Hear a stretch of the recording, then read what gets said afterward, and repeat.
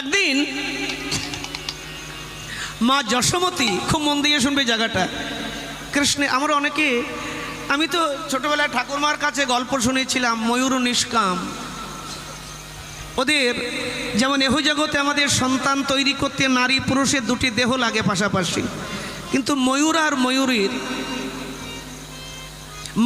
ময়ূরের দেহ লাগে না। শ্রাবণের ঝিরিঝিরি বর্ষণে ময়ূর যখন পেখম তুলে নাচে, ভেতরে আনন্দ হৃদয়ে দুলতে থাকে। সেই আনন্দ ভেতরে এখন সোজা করে বলা যাবে, ভেতরে তাদের ওই ঝিরিঝিরি বর্ষণে তাদের ভেতরে রমণানন্দ অনুভব হয়। এর চেয়ে আর সাদা করে বলতে পারবো না বাবা। আর কীর্তনের মধ্যে এর চেয়ে সাদা করে বলা মানে অপরাধ, তাই না? ভেতরে ভেতরে আমার রমণ বোঝো, কি করে বোঝো একটু আমার কানে কানে যাওয়ার সময় বলবে।